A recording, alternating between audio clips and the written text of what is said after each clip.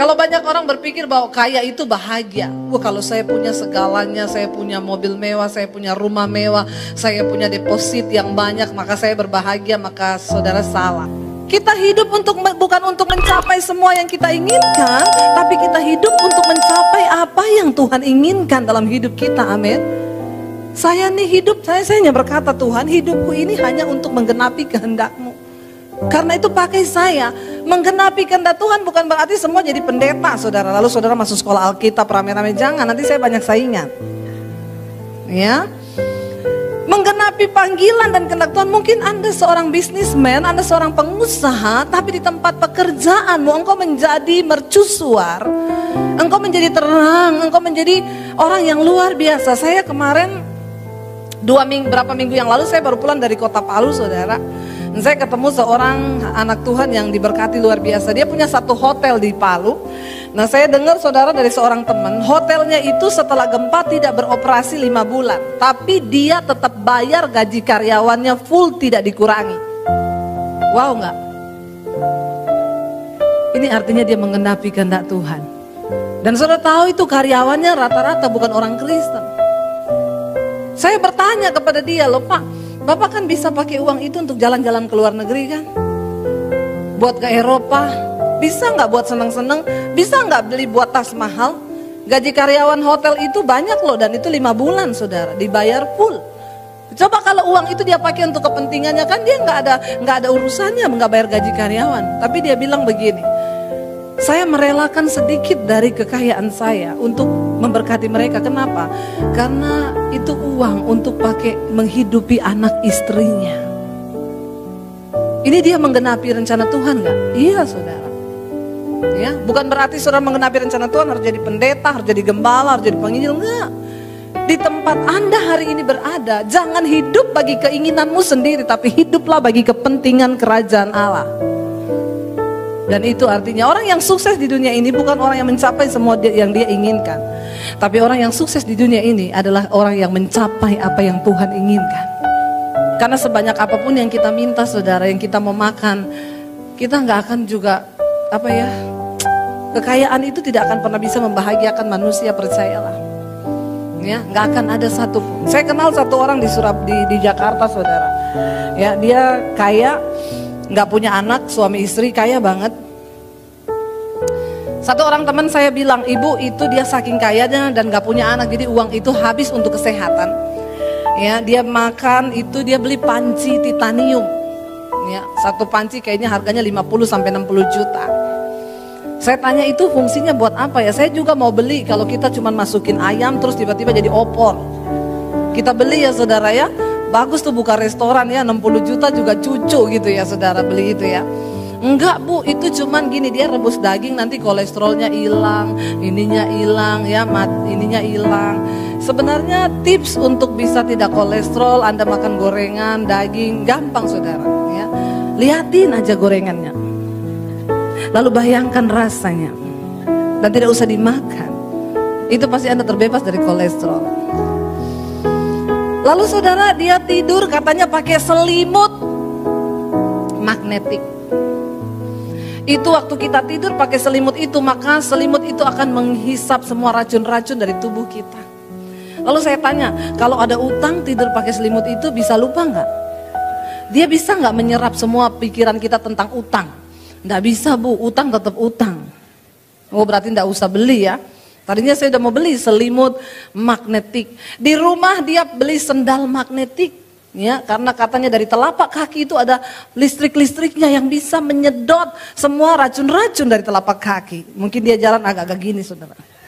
Ya, karena ada listriknya di bawah kaki.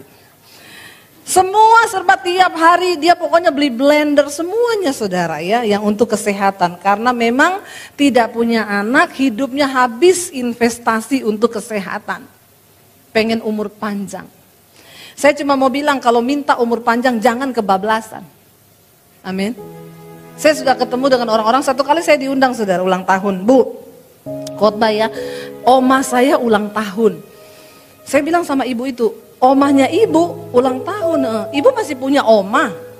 Iya nanti aja deh ibu datang ketemu sendiri sama oma saya. Saya datang, saudara, ya. Omanya duduk di kursi, ya.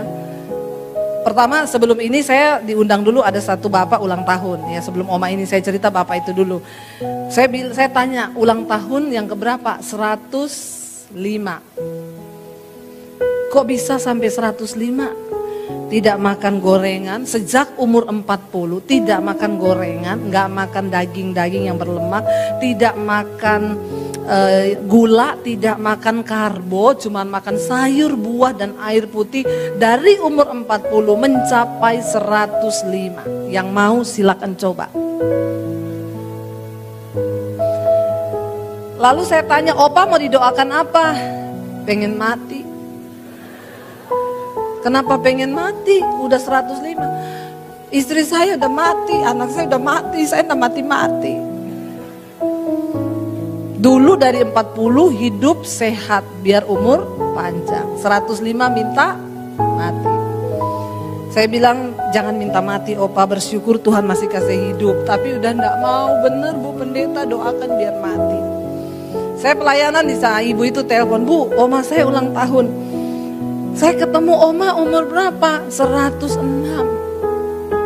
Wow, masih duduk di kursi roda, sehat, masih bisa dengar. Oma rahasianya apa? Oma umur panjang. Kita kan semua kalau ada orang umur panjang pengen tahu kan rahasianya. Yang tadi dari umur 40 diet. Yang ini oma rahasianya apa? Rahasia umur panjang oma apa? Hah? Minum Coca-Cola sama es batu. Saya panggil anaknya, saya pikir ini oma pikun. Jadi saya bilang, ibu Bu sini Bu, omanya pikun. Kenapa? Saya tanya rahasia umur panjang, dia bilang minum Coca-Cola sama es batu. Bener Bu Debbie, itu dari muda makan minumnya Coca-Cola sama es batu. Yang mau coba silakan. Mencapai 106. Udah 106 saya tanya, oma mau didoakan apa oma? Satu Bu Pendeta, doa apa? Biar cepet mati. 106. Kenapa pengen cepet mati? Hidupku udah enggak berarti, cuman bikin susah anak sama cucu. Lalu saudara ya lihat umur panjang ya, jangan terlalu minta panjang-panjang. Saya kan gak mungkin berdoa buat mereka dalam nama Yesus, matilah kau. Berdoanya minta mati ya serba salah saudara. Suruh pendeta doa minta mati rempong ya. Kalau kita doakan orang biar umur panjang itu kan lebih enak gitu ya. Dalam nama Yesus Tuhan umur panjang, di kanan tangan kirinya ada ayatnya. Nah kalau ini dalam nama Yesus matilah kau, ndak bisa. Saya ditelepon sama satu orang, ibu Bu Debbie minta doakan Bu mama kami Bu masuk keluar rumah sakit. Jadi gini ya Bu, kayaknya ibu bisa nggak doa penyerahan biar dia dipanggil Tuhan? Saya bilang, ibu kenapa suruh saya berdoa biar ibu mau mati? Enggak, kita ke anak udah kasihan Bu. Dia itu udah masuk keluar rumah sakit terus tapi nggak mati-mati. Artinya anaknya rempong ini, nggak mau urusi orang tuanya. Ya nanti saya datang besok rumah sakitnya, kamarnya nomor berapa nanti saya doain. Tapi saya tidak berdoa untuk mati loh Bu. Ya tapi kalau bisa biar dipanggil Tuhan lah Bu. Ya repot ya saudara.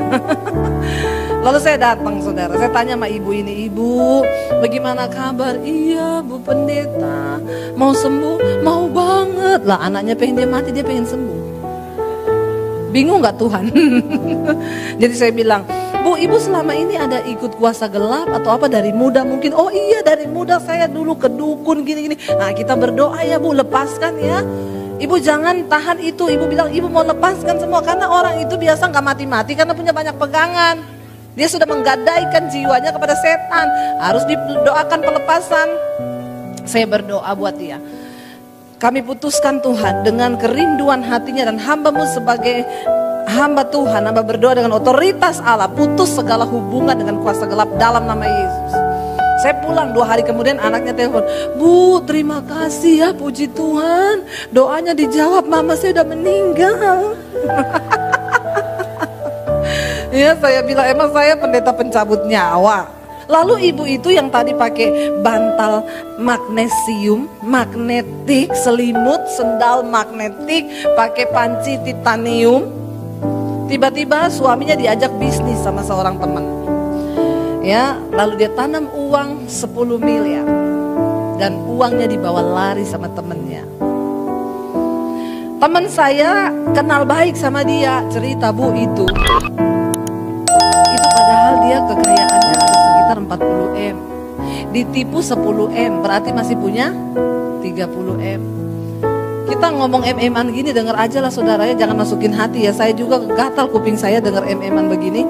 Ya saya sih punya M di rumah, ember. Ya, sebenarnya kan dia bisa mensyukuri yang 30 M kan. Tapi Alkitab bilang, di mana hartamu berada di situ. Jadi hati-hati yang banyak-banyak harta ini. Ya, benar saudara. Akhirnya benar, di mana hartamu berada, di situ hatimu berada. Ditipu 10 miliar, dia mulai tidak bisa tidur kalau malam. Walaupun pakai selimut magnetik. Ternyata tidak bisa menyerap pikirannya tentang utang uangnya yang hilang di bawah orang 10 miliar. Itu loh manusia jahatnya kalau dikuasai harta. Masih ada 30 M, dia harusnya bisa bersyukur kan. Untung Tuhan saya nggak kasih invest waktu itu 30 M. Untung cuma 10, masih ada yang 30. Toh juga nggak habis sampai mati loh. Bener nggak saudara? Sekaya apa sih kita mau menikmati makan ya. Saya kalau diajak makan di Jakarta sama orang kaya. Bu ini restoran all you can eat. Saya sudah bayar jadi ibu makan semua. Ini mahal loh Bu ya. Jadi makan sepuasnya ya. Saya udah selesai makan kan, udah. Ibu sayang loh, ini bayarnya mahal loh Bu. Ini all you can eat, makan lagi Bu. Udah Pak. Ntar dia balik, sayang loh Bu, mahal loh Bu. Biar mahal Pak, kalau pusar lari miring di sini. Orang makan sampai kekenyangan, pusarnya lari ke miring ke sini, piye coba saudara. Ya malah operasi bingung kan yo. Jangan kebangetan, semahal apapun engkau bayar itu makanan, tampungan kita makannya cuma segitu, bener nggak? Apalagi ditambahi, Bu, ini batas waktunya cuma 2 jam loh, jadi makan Bu, makan. Mati nggak kita saudara? Ya saya bilang, Pak, Bapak bayar berapa sih Pak? Jangan paksa saya makan terus, saya makan ya itu tadi lari miring masuk rumah sakit, saya keracunan muntah-muntah karena kekenyangan, malah bingung nggak saudara? Uang itu, kekayaan itu tidak akan pernah juga bisa memuaskan kita. Kita bukan bahagia karena kaya. Ya. Orang yang berbahagia itu orang yang hidup dalam kekudusan. Walaupun cuma makan nasi sama sambal, tapi hatinya ayem, tidak ada intimidasi iblis, bahagia. Amin.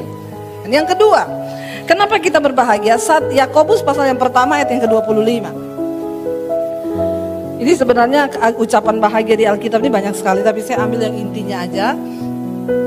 Baca sama-sama yuk, ayat 25, 1, 2, 3. Tetapi barang siapa meneliti hukum yang sempurna, yaitu hukum yang memerdekakan orang dan ia bertekun di dalamnya. Jadi bukan hanya mendengar untuk melupakannya, tetapi sungguh-sungguh melakukannya, ia akan berbahagia oleh perbuatannya. Kenapa kita berbahagia? Karena kita memutuskan untuk melakukan firman Tuhan. Karena firman Tuhan itu adalah hukum yang sempurna yang memerdekakan orang. Amin. Satu kali di dalam satu ibadah wanita, ada ibu-ibu datang ya. Dia bilang, saya kepahitan Bu sama suami saya. Lalu saya berdoa, lalu dia menggelepar-gelepar. Dia cerita suaminya tukang selingkuh, lalu dia kepahitan dan lain sebagainya. Tapi akhirnya suaminya meninggal, ditabrak, mati di tempat. Jadi saya tanya, jadi ibu kepahitan sama siapa sekarang ini? Sama dia Bu. Dia udah mati? Iya. Udah berapa lama? 10 tahun. Ibu masih kepahitan sama dia? Iya Bu. Ini orang paling bodoh di dunia saudara. Ya. Kenapa? Saya bilang ibu punya suami udah meninggal 10 tahun. Ibu masih kepahitan sama suami ibu. Saya bisa bayangkan dia hidup dalam kepahitan. Itu anak-anaknya mesti semua jadi anak-anak yang kepahitan. Kenapa? Dibesarkan oleh seorang mama yang kepahitan. Itu dikutuk terus saudara. Karena kalau hatinya pahit, pasti yang keluar juga pahit. Dulu saya adalah seorang yang terkena virus sakit hati, kepahitan dan luka batin. Ya. Kenapa ya tertawa? Jadi saya ini dulu saudara juga orang yang apa ya? Saya hidup dari saya pikir dulu saya sudah pelayanan, saya sudah melakukan yang Tuhan mau. Saya pikir ternyata saya masih membawa kepahitan dalam diri saya. Kenapa saya kepahitan dari kecil? Kepada papi saya terutama yang sering mukulin saya dari kecil. Makanya bapak-bapak hati-hati, jangan suka pukul-pukul anak. Karena engkau nggak tahu anak itu punya kepahitan loh, yang bisa dibawa dan itu mempengaruhi hidupnya nanti ke depan. Lalu waktu saya udah menikah sama suami saya hari ini datang bersama suami saya yang ganteng di depan. Jangan dilirik. Saudara, waktu kami menikah saya pikir kita ketemunya di gereja loh. Luar biasa kan? Karena perjumpaan yang terbaik dengan jodoh itu di gereja kan. Orang tanya, ibu ketemu di mana? Di gereja dong. Wih, rohani sekali. Daripada tanya ketemu di mana? Stasiun kereta. Rempong itu. Atau apalagi ketemunya di mana lu? Di karaoke. Aduh, itu perlu bayar harga tinggi tuh. Saya ketemu di gereja. Saya pikir menikah sama-sama hamba Tuhan enak kan? Kita ngerti firman. Ya, tapi kalau ada salah satu yang bermasalah dalam karakter, karena hati yang belum beres, itu bisa jadi masalah dalam rumah tangga. Kita perlu firman yang memerdekakan. Saya saudara ternyata masih membawa kepahitan dari luka masa lalu kepada papi saya, yang dimana dia pukulin saya sampai akhirnya saya diusir dari rumah karena jadi Kristen. Ternyata itu membekas lukanya. Dan itu saya bawa sampai saya menikah. Kalau suami saya yang bersaksi gimana? Saudara setuju? Biar dia cerita saudara, bagaimana dulu saya sebagai istri dengan luka batin, kepahitan waktu itu ya. Dan saya menikah dengan dia, saya pukul anak saudara ya. Karena saya masih bawa kepahitan. Saya tuh kalau ngomong sama anak, saya pukul mereka, saya bilang, kamu tahu nggak yang dulu mami pernah rasain? Opa itu pukul mami, nggak ada apa-apanya. Kayak apa yang mami lakukan sama kamu. Saya seperti dikendalikan oleh satu kuasa lain. Dan itu namanya luka batin yang saya tidak bebaskan. Sampai akhirnya suami saya yang mendoakan saya pelepasan. Pendeta loh. Masih perlu pelepasan. Dia tuh kalau ngomong sama saya gini, padahal suami saya ini kan orang tersabar di dunia. Orang Solo. Dia kalau marah permisi saudara. Kalau marah gini, non aku boleh marah nggak? Marah-marah aja, nggak usah permisi. Dia Solo, saya Solosi. Jadi saudara bisa bayangkan betapa hancurnya. Kalau saya tidak dilepaskan waktu itu, mungkin kita udah cerai. Karena jahat sekali orang itu kalau bawa luka batin. Kita suruh suami saya maju bentar, ayo say. Ya. Karena kan saya udah ajak dia ke sini, mau ngapain kalau nggak bersaksi ya saudara ya. Iya, Bapak bisa ceritakan Pak sedikit dulu bagaimana istrimu? Shalom. Ya, waktu menikah anak yang pertama, saya pikir kita sama-sama hamba Tuhan, saya melayani Tuhan, istri saya juga melayani Tuhan, kita ketemu di gereja, itu sesuatu yang kudus banget menurut pemikiran kita. Kemudian sewaktu kita menikah, ada satu hal yang pergumulan dalam hati saya. Sewaktu kita berselisih paham, dia marahnya bukan marah seperti biasa saudara. Dia kalau selisih paham, kita ngomong selisih paham dikit, dia marah, ini sudah melayani Tuhan dan dia sudah pendeta. Dia bisa pukul-pukulkan kepala di tembok. Dia marah, pukul-pukul kepala di tembok, terus kemudian dia berteriak-teriak, kemudian dia pergi. Setiap kita selisih paham dia kayak gitu.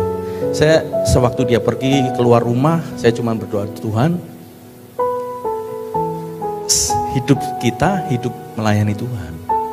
Tapi kok seperti ini gitu. Nah, dan itu bukan cuma sekali dua kali saudara, sering kali terjadi kayak gitu. Saya sempat bertanya sama Tuhan, apa ya yang menjadi kendala dalam keluarga saya, dan orang lain nggak tahu kan kita hidup hamba Tuhan. Setiap kita keluar kita nyampaikan firman Tuhan, orang tahu kita hidup benar. Tapi dalam rumah tangga saya waktu menikah itu ada sesuatu yang mengganjal. Kemudian saya berdoa di satu malam sekitar jam 12:30 malam, setelah kita selesai pulang dari pelayanan, kita bincang-bincang, sharing, kemudian selisih paham lagi, saudara. Dia keluar lagi yang kayak gitu, yang marah-marah berteriak sampai kencang, dia sampai pukul-pukul kepala, selalu dia pukul-pukulkan kepala ke tembok. Kemudian Tuhan saya minta hikmat, ini harus ada sesuatu yang dilepaskan. Kemudian Tuhan bicara soal kepahitan. Saya bilang gini, saya peluk dia, dia masih marah-marah dan pokoknya dia meronta-ronta. Saya bilang gini, Non, saya panggil dia Non karena nonong ya. Nonong. Bukan karena nona, bukan. Karena nonong, panggilan sayang saya sama dia Non. Karena dia tertarik kepada nonong saya. Saya panggil dia Bojo. Kemudian saya bilang gini, Non, kayaknya ada sesuatu yang gak beres dalam hatimu. Dia marah, saudara. Dia gini, saya hamba Tuhan, saya pendeta. Saya setiap minggu, setiap hari saya ada di mimbar dan saya menyampaikan firman Tuhan. Kamu mau nasihatin aku apa? Enggak, saya bilang gini, kamu ada sesuatu yang belum dilepaskan dalam hidupmu. Terus kemudian saya dikasih hikmat Tuhan gini, kalau kamu memang benar-benar kamu sudah lepas, lihat saya, anggap saya papamu. Enggak, dia waktu itu ngomong gini, ya. Kayaknya kamu tuh masih kepahitan sama papimu. Saya bilang, saya ini hamba Tuhan ya, saya doain orang pelepasan, kamu gak usah ngajarin saya tentang kepahitan.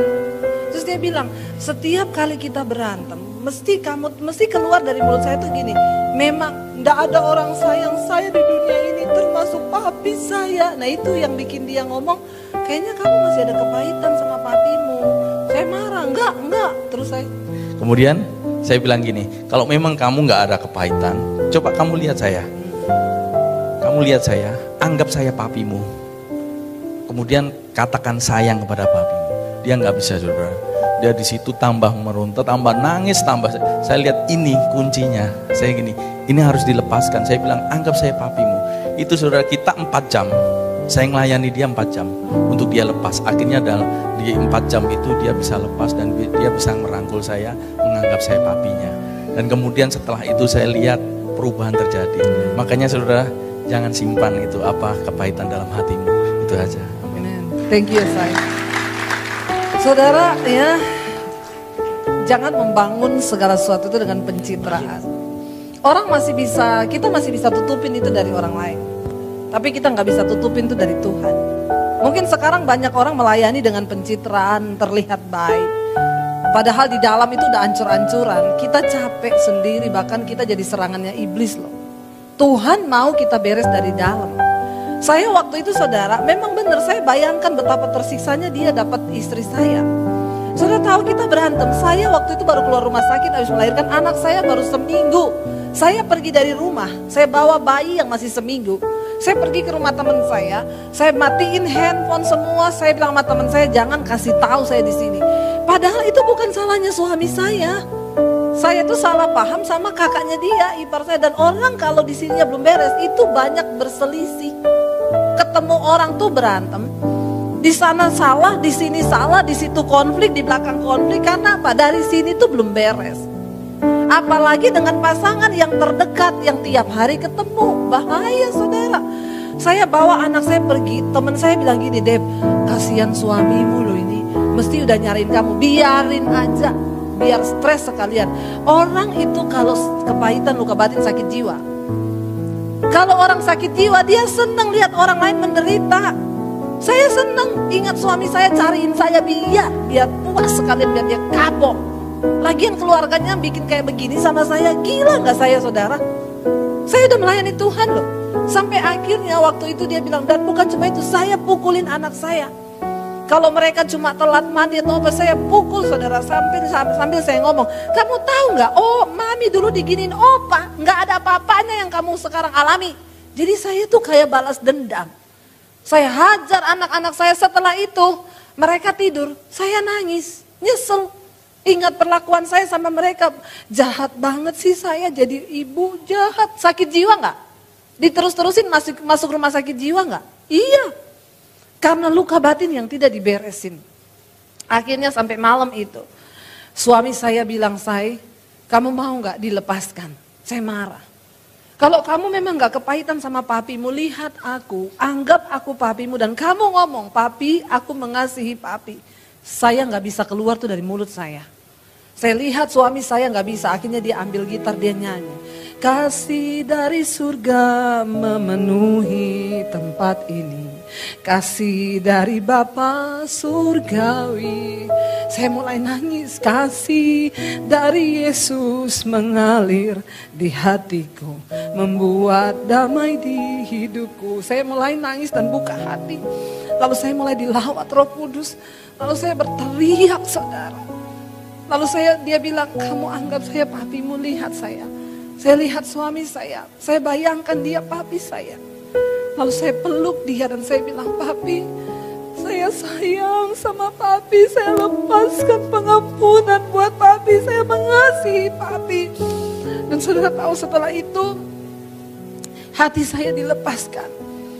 Bukan cuma itu, suami saya benar, dia melihat perubahan di dalam hidup saya. Saya tidak pernah lagi pukul anak. Saya tidak pernah lagi pergi dari rumah. Saya nggak jadi orang yang tersinggungan. Hidup saya bahagia, suami bahagia, anak-anak berbahagia. Sering kali kenapa rumah tangga kita nggak bahagia? Karena iblis menipu kita, saudara. Karena iblis itu menipu dan tanpa kita sadari. Masih ada banyak akar-akar dari masa lalu yang belum kita bereskan.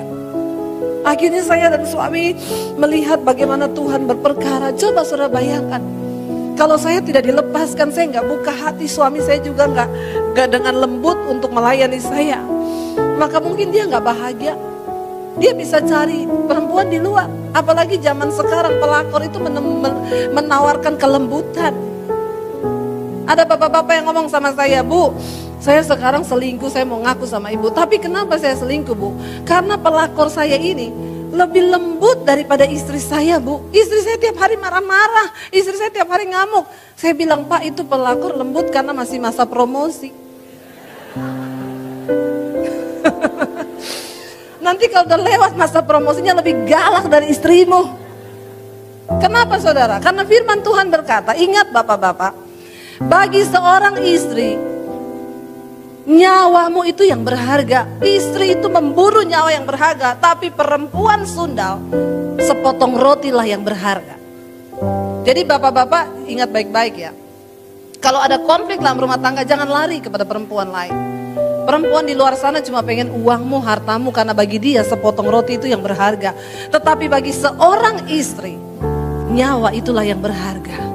Nah hari ini saudara, bagaimana kita bisa berbahagia? Saudara, lepaskan dirimu dari semua ikatan-ikatan yang masih membelenggu. Saya tidak tahu hari ini apa yang ada di hati saudara, apa yang ada dalam jiwa saudara. Tapi Tuhan mau hari ini engkau merdeka. Supaya apa? Supaya engkau mengalami rancangan kebahagiaan itu di dalam Tuhan.